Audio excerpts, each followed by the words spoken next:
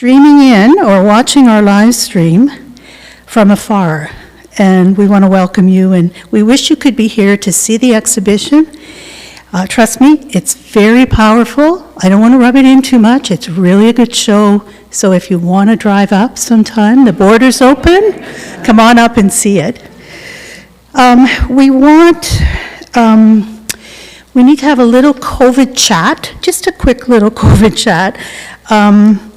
We have some extra chairs always at the front. There's always room at the front if anybody feels they need to space out a little bit, or if new people come in, we can certainly do that. We also,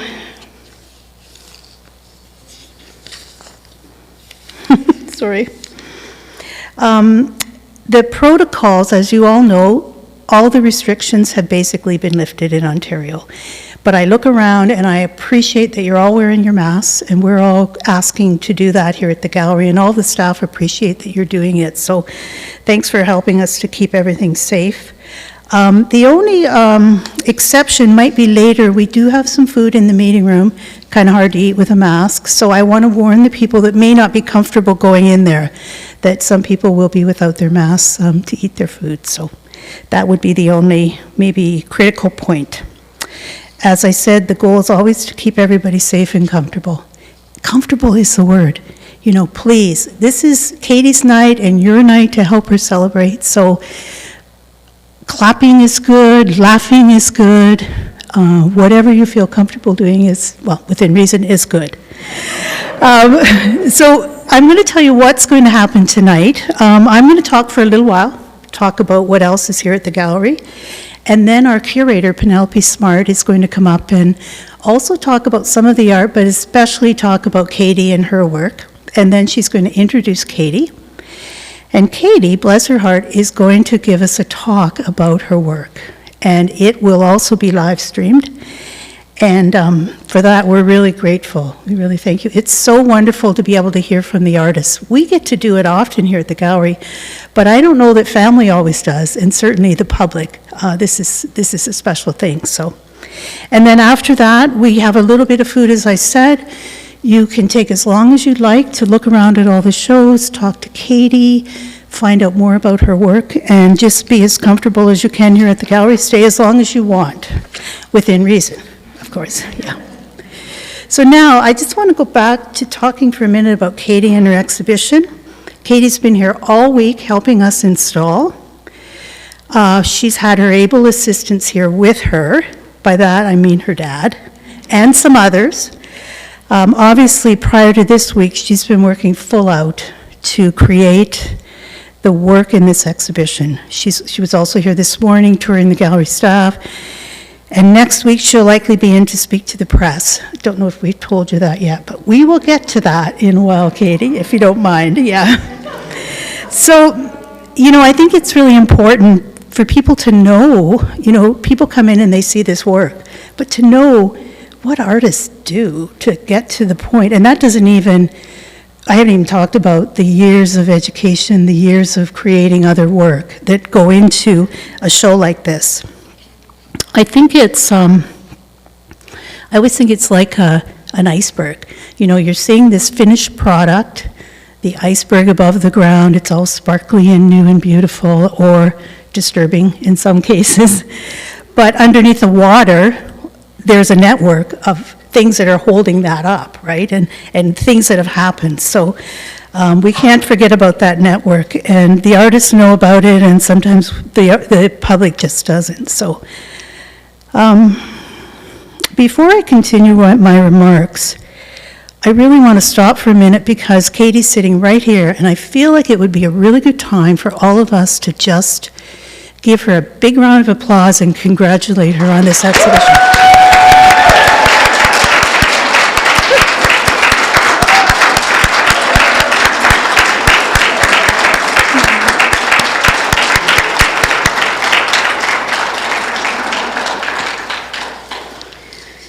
Applauding feels so good after all this time, eh? So I want to, at this point, just recognize the other exhibitions that are here, because I know a lot of you came in quickly and you haven't seen the whole building yet. When you first came in, you might have noticed the banner that's on the front, the exterior wall of the gallery. And this is a piece by Damien Bouchard. And it's an image that he captured by a drone and near his home in Arrowland First Nation. It's part of our new Out There banner series, which is the vision of the gallery's curator, Penelope. And you'll hear from her shortly. But we're all really excited about it because every 2 or 3 months there will be a new banner, and it will be work that is out there. And I think it's a real opportunity for a lot of the local and regional artists to show their work. In the meeting room, where the food is later, there's a community exhibition, and it's been coordinated by Hospice Northwest. If you live here, you know that hospice is a really crucial organization in our community. It's called A Personal Lens on Healing, and it is a really timely exhibition for 2022, so have a look at that. And Wrapped in Culture is in the far gallery, and this is a show from the Ottawa Art Gallery. It brings together the work, a number of Indigenous artists from Australia and from Turtle Island worked together in 2018, I think, to create a possum cloak and a buffalo cloak, and they're in that space. There's also a video that talks about it, so have a look in there as well. And then surrounding us in this room is a new exhibition of pieces that have been donated or purchased for the permanent collection here. So we have a permanent collection of over 1,600 pieces.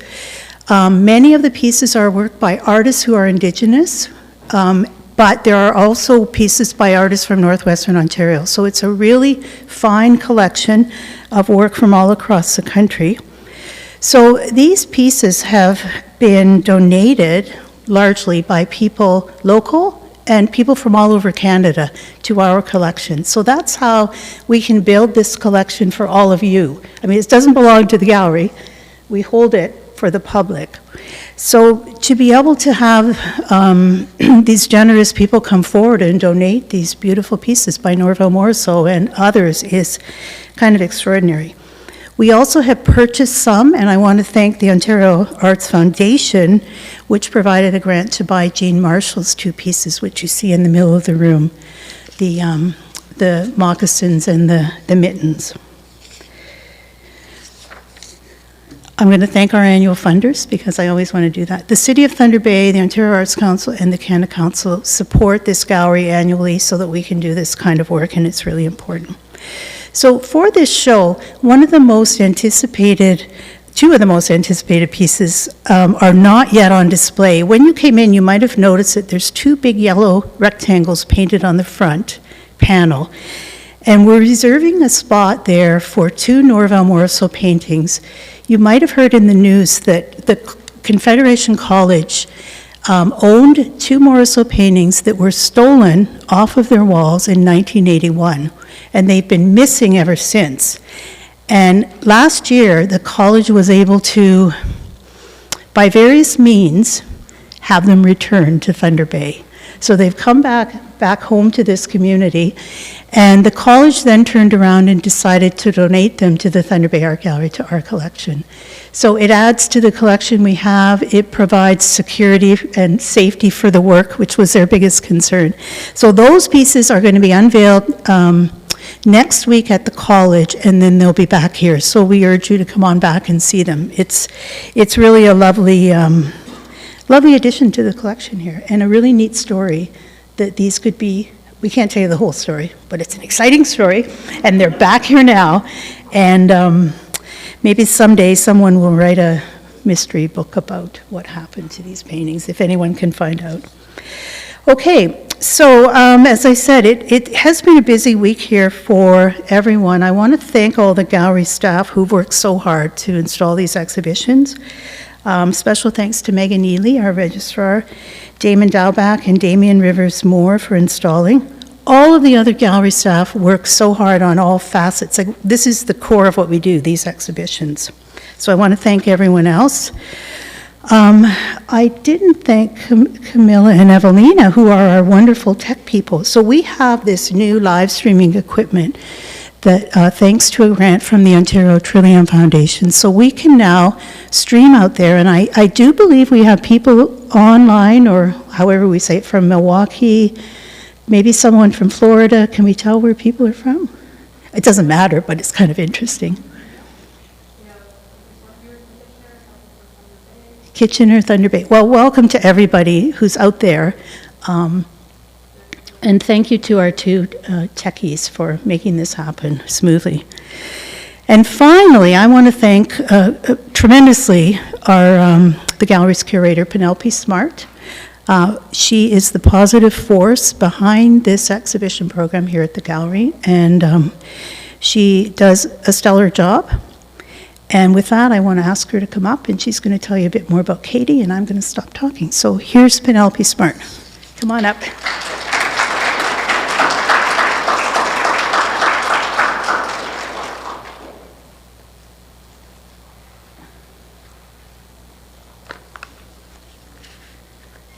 Hello. Oh, yes, it is a new mic. This is great. So, hello, bonjour. Good evening, everyone. My name is Penelope Smart, and I have the true honor of being curator at the Thunder Bay Art Gallery for the last year and a half. Is when I started. So, yeah, true honor to have been here for a year and a half, and hopefully longer than that. And I'm really happy to be here with all of you. I want to welcome everyone in the room tonight, and also, as Sharon did as well, to say hello to people tuning into our live stream. Wow, it's really great that you came to our test run. Our first uninterrupted live event, and we're in for a truly wonderful time. I have the pleasure of introducing artist Katie Lemieux tonight, but before I do that, I want to open or officially welcome you to the exhibition that we're sitting in right now. Sharon talked about it a little bit. I'm going to mention a few of the works specifically. The exhibition is called The World We Know, and it showcases new and recent works in the Thunder Bay, in our gallery's permanent collection. If we think about the title, The World We Know, it's a nod to a specific title of a painting in this room, and the painting is called The World I Know Is Different by artist Roy Morris, who's from Muskrat Dam First Nation. And thinking about this phrase, it certainly holds many layers of meaning in our present day. Certainly the world we know is different from when it was 2 years ago. And so I thought this was a particularly poetic and meaningful title to draw from to gather all these works together. The room itself holds new and donated and purchased works to our collection by 12 artists who span many generations and different kinds of media. As Sharon mentioned, many of the works around us tonight are by regional artists who call Northwestern Ontario and Robinson Superior Treaty Territory their home. And usually you hear land acknowledgement at the beginning of events, but I'm gonna say one here. In this room, in this gallery, we are located on the traditional lands of Fort William First Nation, and I'm very proud to live and work on the traditional territory of Fort William First Nation. So speaking more about the work. For many generations, from all across this territory and extending out across Turtle Island, as Sharon said, we have new paintings, prints, sculptures, ceramic, beadwork, and textiles, which were purchased through acquisition grant funds and donated by individuals in our extended community. For many reasons, this exhibition celebrates the true abundance and generosity that surrounds this gallery, especially over the last 2 years. You wouldn't think of it, but we've had many of these works have come in recently over the last 2 years, and so while we were all staying at home and to some extent people were taking a look at their home and thinking about things that, the future of beloved works in their home. And so it's interesting that COVID did bring us many interesting pieces, which might not otherwise have found a new home here. So thank you to the many donors near and far who have entrusted us with their much beloved works.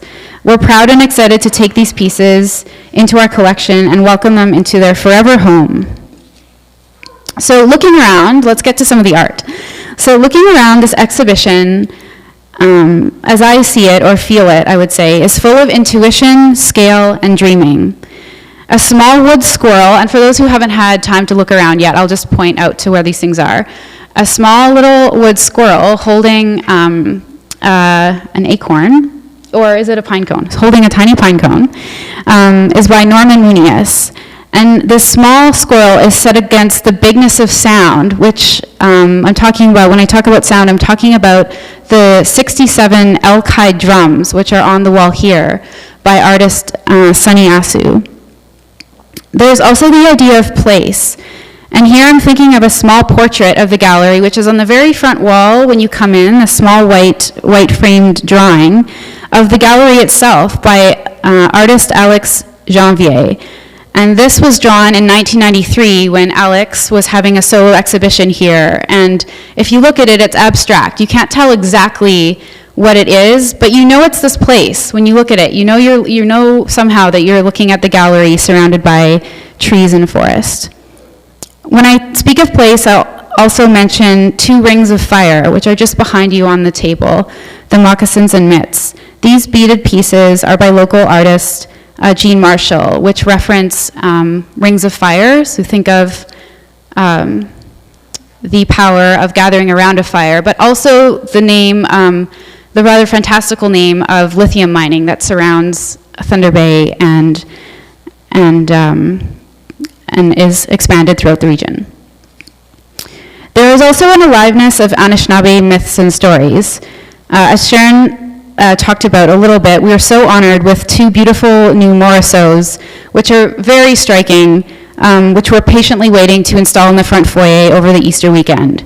And so to come back and see these Morisos gives you all a very good reason to come back and visit us again after Easter. So you'll have a good excuse to come back and check out the shows in more detail. Those 2 Morisos aren't the only ones. Altogether, this exhibition holds a total of 10 new Morisos from various periods in his life, and I'll point out a few of them. We have Water Spirit on the back wall, and also Moose Spirit on this wall here. And these are large-scale works on a sort of signature kind of craft paper or workman paper that Moriso, we often think of when we think of Moriso paintings. And so in my mind, Moose Spirit steps lightly in an otherworldly plane, and Water Spirit swims through a fluid space. In thinking about what it means to celebrate these works in our community, when I was thinking about what to say to you about this show tonight, one thing I feel is true about these pieces. I believe a public art collection can keep dreams alive again and again each time a work comes out into the gallery to make itself seen. We create new worlds from the worlds we know. All right, as we say in the art gallery world, every exhibition has its own look and feel. I don't know if any of you use that expression in your everyday life, but it comes up here at the gallery. And while the art is responsible for most of the look and feel, what you see and how you feel about the space that you're in, a big part of that comes down to the people putting it all together. And Sharon did mention some of the staff, but these are people that truly make these exhibitions what they are. And so I'm going to say quick thank yous again to some of my colleagues, specifically, and first and foremost, our installation team, Damon Dowback and Damian Rivers-Moore and Megan Ely. They work tirelessly for a week to make sure all the paintings are straight on the wall and everything else that goes into the smallest details of putting together a show. I also want to say thank you to Suzanne Plesh, Head of Communications and Marketing, Cynthia No, Community Programming, Courtney Davis, currently in Education, Camila Westerback, who's our new who's stepping into a new position here at the gallery, and also, as Sharon mentioned, central control over at live streaming. I'd also like to mention our front desk staff, Andrea, Caitlin, Kira, and Eva, who's also on our live streaming team tonight. And in mentioning a few of the Morrisseaus, one of the reasons they're so striking and might look extra good is because they've been reframed, or they have new frames. And so I want to say a special thank you to Jackie at the Framing Post and Randy Thomas at the Anishinaabe Art Gallery for their custom framing of several of the pieces in the room tonight. If you are painting or drawing, a new frame is an entirely new lease on life, and is sort of like a coming out of COVID or any other time for a painting. So thank you to framers in our community for their work. Okay, now on to Katie. I first met Katie over a year ago on Zoom, so deep into COVID, and I was immediately struck by her warmth, joy, and plain love of ceramics. Fast forward to tonight, where we've ended up. So ending up, the exhibition plays with the idea of a sculptor in her studio. In modern art history, the sculpture studio is a powerful site of chaos and creation. Images from the early 20th century, if anyone's seen pictures of sort of old studios from, turn of the century, 19th century, around 100 years ago, 90 years ago, or even sort of like more recent than that.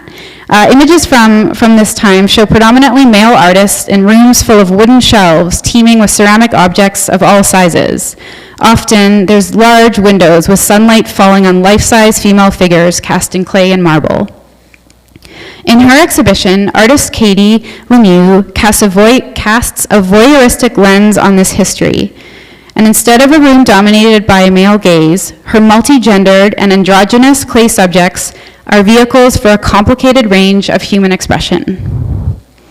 As we'll learn more about tonight, nonverbal or paraverbal communication is important in her work. Communication therapists, and this is something I learned from Katie, so she'll tell us more about this.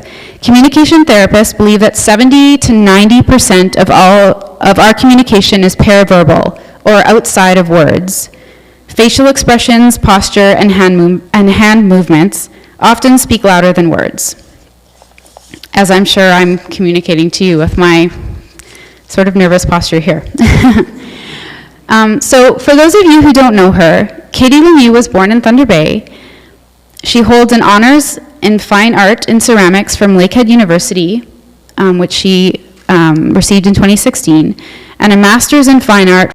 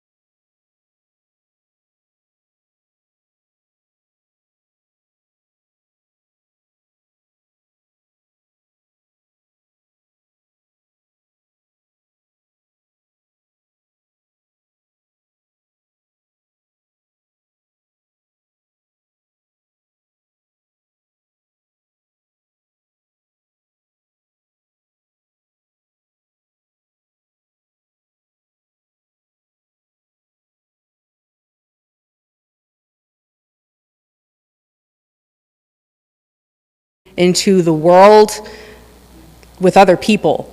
That's awesome. That's really, really cool. So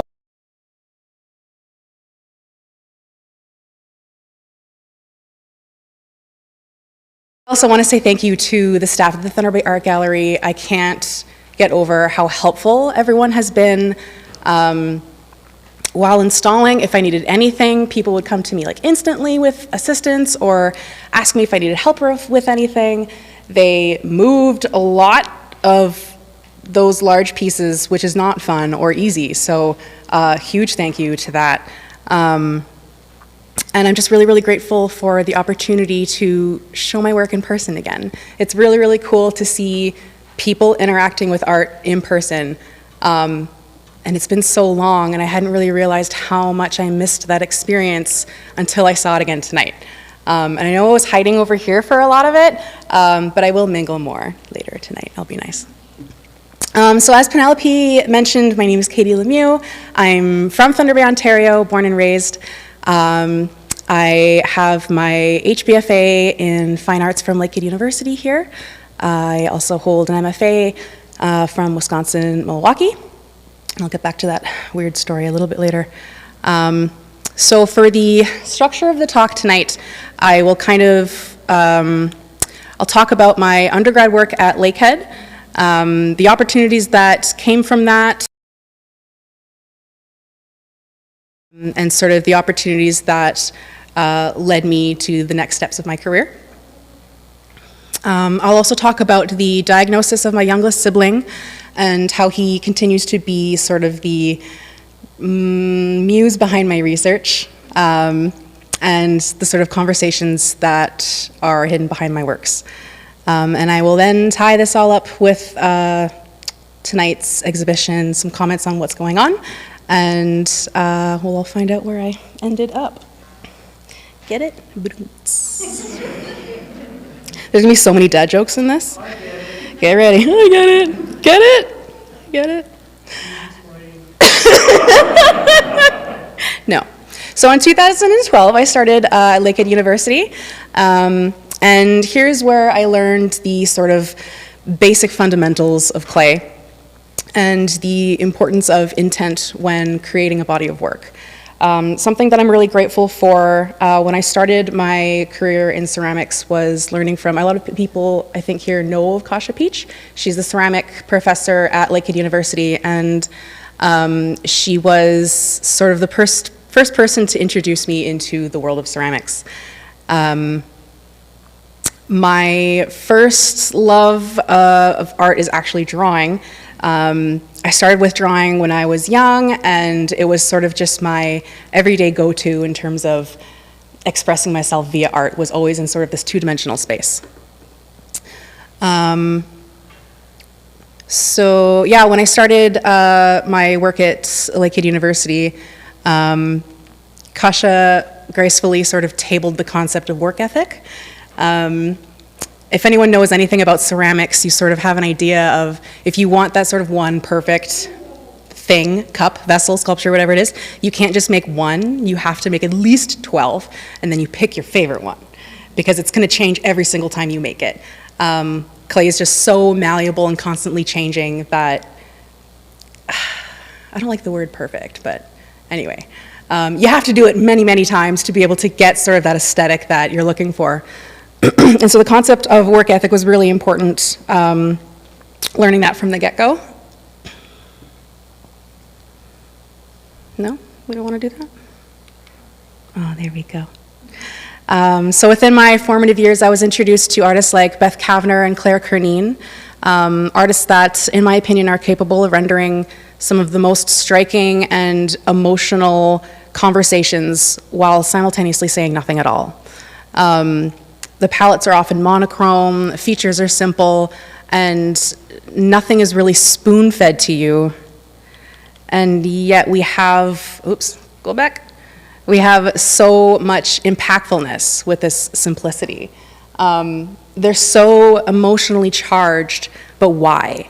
Why is there so much storytelling being pulled from this piece when there really is no very obvious indicators of emotion or expression? And so all during my undergrad, these were the sort of concepts and questions that I was struggling with, and that would predominantly be my focus for the next 4 years during my time at Lakehead. And that's my opinion. I know not everyone shares the same opinion of aesthetic and art. So from my perspective, these pieces sort of just, they're so charged but simultaneously they're so simple, and I just find that concept really fascinating. So there were some really amazing opportunities stemming out of Lakehead. Some time ago, Kasha was able to organize every 2 years a trip to China. And this wasn't just a tour of China. This was sort of a residency program that allowed a few students to go to Xinjiang. I know I'm saying that word wrong. I can't say it right, I'm sorry. It sounds really bad if I try. White people usually say Xinjiang. It's not how you say it. But it's in the province of Sambao, and sort of anyone who's sort of worth their salt in ceramics ends up in this residency. So the fact that we as students were able to experience this was really, really impactful.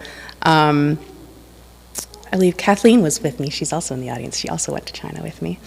And this program was really important, I think, for artists beginning their career, particularly with the materials and mediums that were available in China.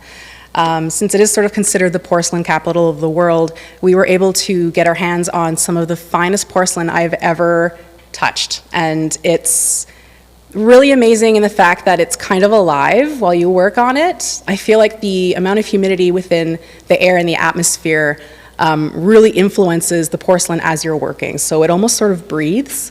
I found while I was throwing, it expands with that moisture, and then as your hands continue to work with it, it reabsorbs that moisture so it shrinks again. But then it breathes again and expands, and then it shrinks again, and it's infuriating. But also really, really important to learn how to work with, because if you can master this evil porcelain, oh man, you can do anything. I can't yet, but I'm working on it. Oh, that picture is sideways. Imagine the rocks this way. I left China feeling incredibly humbled and also sort of fidgety. Not only have I sort of discovered this potential for ceramics, but now I've seen the masters at work. So it wasn't just going to this place and making work. It involved going to these masters who create these traditional pieces, and there's not many of those masters left. So I don't know if anyone has heard of Yixing teapots, or I think it's the province of Yixing. Really, really famous and known for its super old traditional hand-built teapots. And we were able to actually go into the studio of an Yixing hand builder and watch him work. And it was so amazing to see like a literal master producing this very like ancient sort of traditional vessel. And so I got to see the process, and that was so important for me.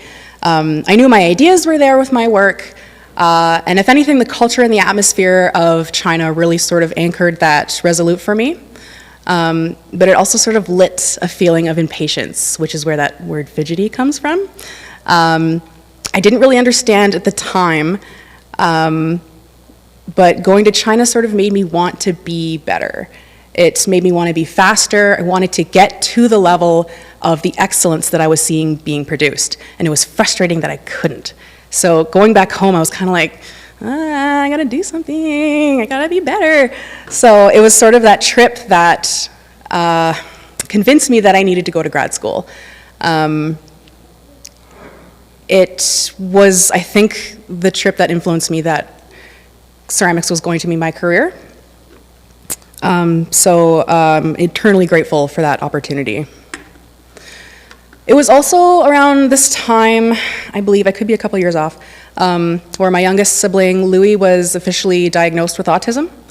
I don't like the term diagnose, just because as we begin to understand autism within Western medicine, we're sort of learning now that it's not necessarily a diagnosis. It's not necessarily something that we need to fix or move away from or try and avoid. We know so many people are on the spectrum, especially the more we research it. People we may know are on the spectrum that we had no idea. Everyone sort of has subtleness and nuances in communication, and it's so diverse, so to sort of just say that autism is this thing that needs to be cured or diagnosed is something that I'm seeing we move away from, which I'm really fortunate for that progression. So navigating Louis' communicative differences, his sort of unique understanding of facial expression, and his fearless abandon for affection just rocked me. It was so impactful, and I was so fascinated by his diagnosis that I decided to become a personal support worker for youth on the spectrum. I wanted to learn more about the idea of the paraverbal. And working with community living, we go through a lot of conferences and sort of training modules, learning about the diversity of communication, the different ways people speak. As Penelope said, 75 to 90% of people speak beyond the use of words. Communication with our hands, our posture, our pose, the way we keep our legs. I don't know if any of you know about like the superhero pose. A lot of surgeons will do it before going into surgery just because it produces dopamine. It generates this feeling of confidence. And the alternative is if you were to like sort of hold your arms in front of your chest, it generates a sort of like protectiveness. You feel vulnerable, so you're acting in that sort of physical realm of protection, which is hugely used in the world of communication. I went on a tangent there, and I don't know where my notes are. Yeah, so that was sort of ignited the idea of the paraverbal for me, and it reminded me again of the works by Beth Kavanagh and Claire Kernine. So we're going back to the sort of concept of something quiet, yet so emotionally charged. We don't have those key signifiers of obvious facial expression, so what else is there? What do we use to communicate outside of the concept of language?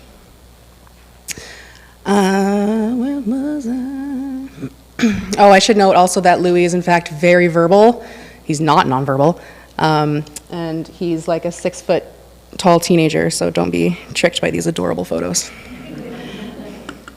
About a year later, the ever so still connected Kasha Peach was able to sort of wrangle this residency with me and 2 other sculptors that I did my BFA with. We were invited to Croatia for the sort of international exhibition workshop combo, a sort of touring residency, if you will. We were able to stay in the city of Zagreb, and we all got to exhibit a piece, which was later donated to the program, which was really interesting. And of course, we got to do some touring. One of the things that stood out for me in Croatia was the international exhibition where we got to see ceramic works by people from all different parts of the world. There were people from Alaska, from Peru, the US, Australia, Canada, and Taiwan. So it was really, really interesting to see how we all use the same medium, and it's all from the ground. It's all just underneath us. But how different cultures, depending on where you are in the world, have so much different influence, and it just generates a really, really beautiful sort of cornucopia of different ways of manipulating clay, and I think that's really fascinating. So that was a really, really cool opportunity. Within our travels, we ended up at a brick-making factory in Ljubljana. That is where I met artists Christopher Davis Benavides and Karen Gunderman. They are a husband and wife power couple who show their works around the world. They're constantly going to, I think they show a lot in Spain. They go to Spain a lot to show their work.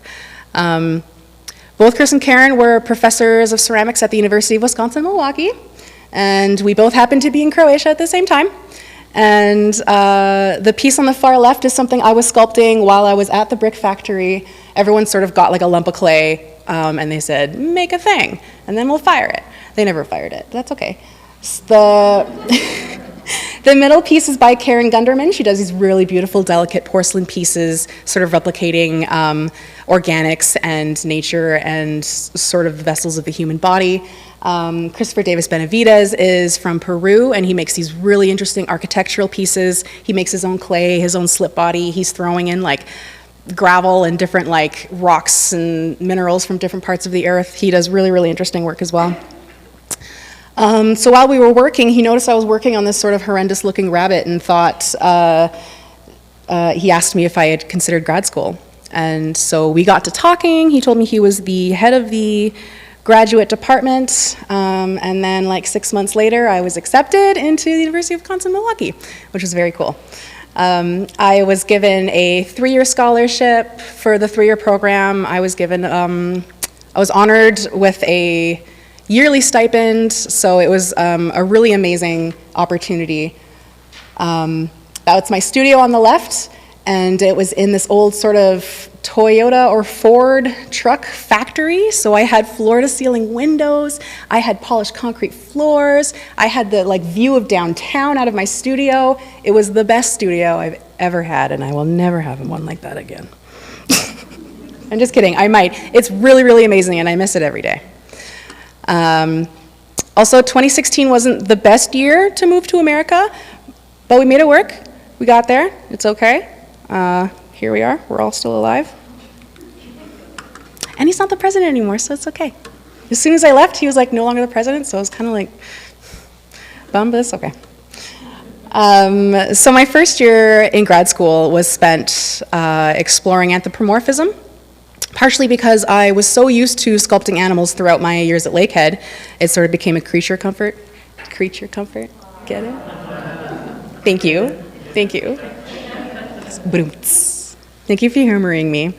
And I also didn't really realize that I wasn't ready to tackle sculpting faces. I didn't notice that I was avoiding the human because of just the nuances of expression. Oh no, what's happening? It's okay. It's okay. It's fine.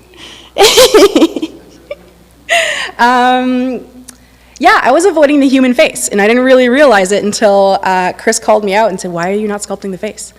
And I said, "Because it's scary. There's so many nuances and complications and intricacies of the human face that I was avoiding it entirely, and I didn't really notice until Chris called me out on it and then enrolled me into a human sculpting class. So that was huge. So yeah, he convinced me to start working with the nuances of the figure, and I haven't been able to stop. I sort of took the class and sort of learned the essence of the human, the breakdown of anatomy of the facial structure. I became obsessed. So I learned to break down the essence of the figure, and I learned nuances of expression and how much information is necessary, and that was huge.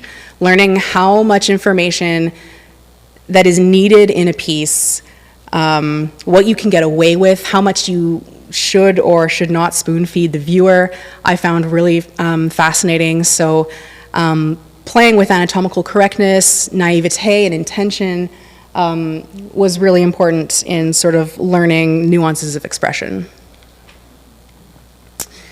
So this, of course, was in constant conjunction with my interest in the paraverbal, the sort of affective transactions between art piece and viewer.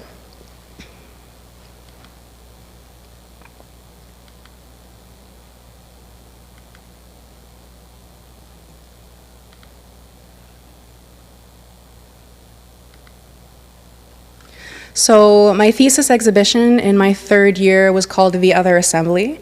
And it was a culmination of my research in the nonverbal communication coupled with my sort of new understanding and appreciation for process. I ended up making over a dozen of these sort of larger-than-life others, as I call them.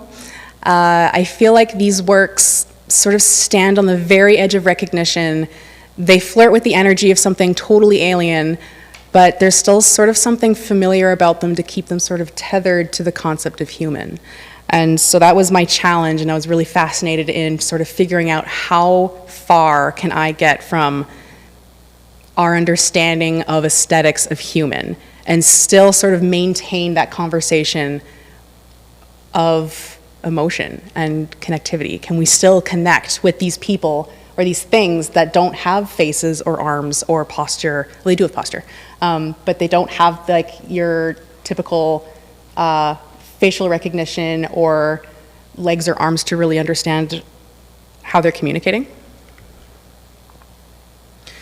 Though my work since has pulled back from sort of the heavy abstraction, I am grateful that I was able to push myself to go here. I have a better understanding of connectivity now through the sculpture and a lot of respect for lifting with your legs and not your back. Very important. Also, I've learned that if you want to be a life-size sculptor, it's imperative that you're nice to people, because you can't do it alone. It takes a huge village, and I have a huge village, which I'm so grateful for. So I will close my talk this evening with just a few points on tonight's exhibition. While my research maintains focus on the paraverbal, ending up is still a voyeuristic perspective into the life of a sculptor. So some of us might have an idea in our head of what we picture when we think of a sculptor. So when I say Michelangelo, we can kind of picture a studio sort of super dusty, full of like busts and samples of broken whatever experiments, or Giacometti. And so this was sort of the concept that came to mind. Penelope had mentioned the concept of a studio space, bringing that sort of private behind-the-scenes space into the spotlight. And as soon as she said studio space, I'm like, yes, yes, I know what you're talking about. I want to do that. That's amazing. That's such a cool concept. So like she had mentioned earlier, if we compare it to sort of examples of the past, we do often have sort of that binary idea of gender. We see often the sculptor is male, the muse or the reference is often female, except for in this, I love the dude in the background who's doing this perfect like Herculean pose. I think that's really fun. And of course you have your female assistant in the back, and you have your sort of like muscly dudes and beards and all those great things. Great sculptures. I love them. They're like, I have so much respect for these pieces and the old sculptors. But what I found really interesting about my sort of spin on it is I kind of do away with that gender, or the idea of binary gender. A lot of my pieces are pretty gender fluid, mildly androgynous, and instead of that typical male sculptor, we now have a female sculptor, and I'm not necessarily focusing on anatomical correctness or gender. I'm kind of bringing it into a maybe potentially more accessible demographic. We'll find out. So with my work, you will also find some animals. You'll find color and glaze test tiles, small vessels with some sort of anthropomorphic figures, and a large portion of, oh, I said that already. Yeah, that's okay. Yeah, so this was essentially just like a generation of sort of my home away from home. So in my exhibition, you'll come across some of the classic figurative faces. You'll also see a sample of my thesis work, The Other Assembly. You'll find their counterparts called The Little Assembly. And you will come across some drawings. And as I mentioned previously, drawing has always been my first love. And here in this exhibition, I use it as a tool to sort of explore surface texture and the depth and value of my sculptures. A particular favorite of mine is roughly sculpted pieces that are still in progress when the clay is still wet before it's been fired. It has this way of replicating flesh. I think it's so figural in its raw form. I find it really moving, and I think it's really interesting to explore in a two-dimensional space.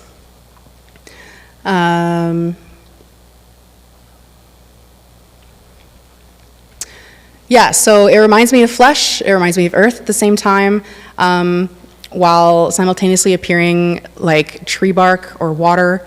I use pen and marker to sort of generate something quickly, but when I'm making something or replicating something like this, I like to focus on materials that are sort of mineral-based, so loose charcoal, graphite, something that is similar to the sort of clay medium, so I can really push those darks and sort of tackle the amount of depth and tonal value that clay has.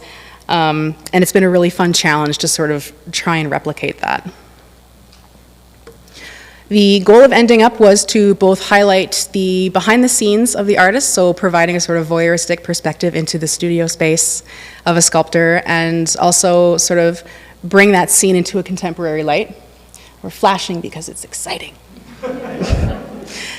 So instead of carving perfectly chiseled men and women from marble and stone for some incredibly rich person, although that would be nice, I am attempting to sort of introduce a broader perspective of the human physique, as well as commenting on the potential of the psyche. So by placing the unseen atmosphere in the spotlight, I'm sort of hoping to contribute to a new, more accessible narrative. And so with that, I thank you all for coming again. And if we still have time, I'll have a Q&A if you guys would like. But that's it. Thank you.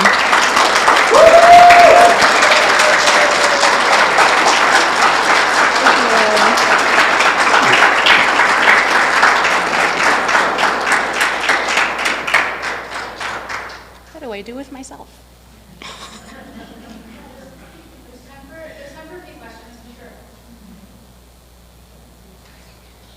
What's your favorite piece? Oh, I hate that question. You would ask that. The heaviest one, yeah. My favorite piece? That's a good question. I'm sort of flopping in between this sort of combination of organic texture mixed with that sort of hidden human figure. That's kind of where I've pulled back. So since I've been doing the heavy-handed abstraction sculptures, I've pulled back on that and sort of combining abstraction with the literal and kind of hiding pieces of the human body in and around sort of organic texture of clay. So I think the pieces that are sitting on those pine plinths are my favorite. Yeah. Uncle Glenn, you're supposed to be on these credits, but because he made a stool for me, but he wants to take it back. So I took his name out of the credits. Sorry. Oh, good. What's next? She would ask that. I am applying for a residency in Waterloo. I am applying for the Winifred Shantz, oh my goodness, Winifred Shantz Award. Yeah, in Waterloo. So I'll be applying for that. It's really hard to get in, so it will not be the first time I've applied. There. Who's your favorite artist that you mentor, or that is your mentor now and relates to influence? That's a good question. So she asked my favorite artist. Oh, that's a rough one. There's so many. I would have to say Claire Kernine currently is one of my favorites. Alessandro Gallo, who is the husband of Beth Kavner, he does these really beautiful human bodies with animal heads, and he focuses on hyperrealism. So he remakes these sort of scenes of like these animal people hanging out on a subway or in like Times Square, New York. And he's just really, really amazing at sort of creating or recreating this human community, but everyone has like a different head, like a rooster dude or a chameleon man, and I love it. It's awesome. What piece got you most excited while you were making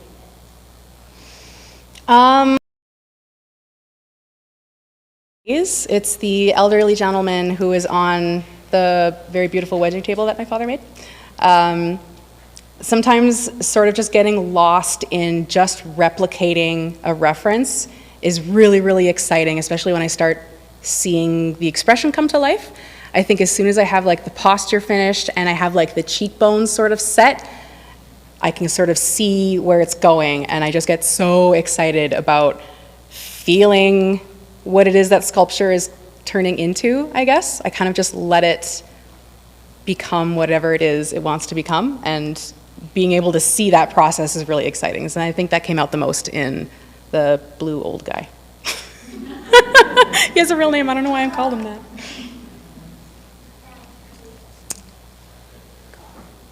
Okay. One more question? Sure. What's your blood type? Oh, positive.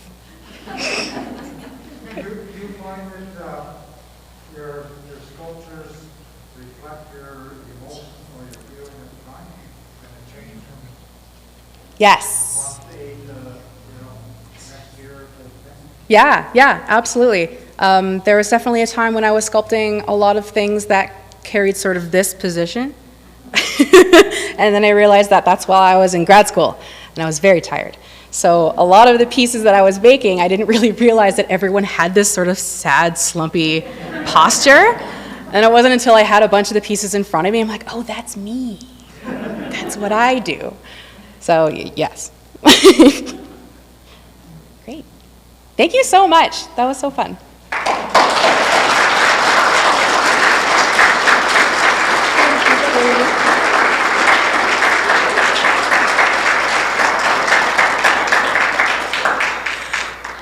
Thank you so much, Katie. I guess it's pretty evident now why we're so honored to have Katie's show here at the gallery. And that was a lovely talk. Thank you very much. I wanted to mention that, you know, the show is here for a while and you are all crammed into the gallery space. You kind of become part of that exhibit and it's lovely. But if you come back on a Tuesday afternoon at, 3 o'clock, you might be in there almost alone and it's a totally different feeling. So do come back if you would. And one more thank you. I feel like I skipped over giving a really, really sincere thank you to Katie's dad and brother, who were like stellar in terms of the installation. So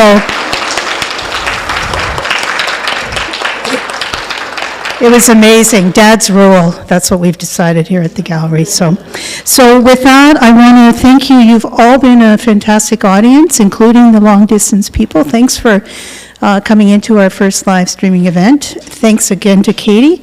And as I said before, stay as long as you'd like tonight. Katie now will come in because this stuff's over, right?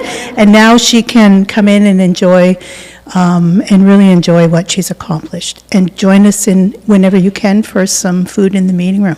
Thanks. We hope to see you again. Good night.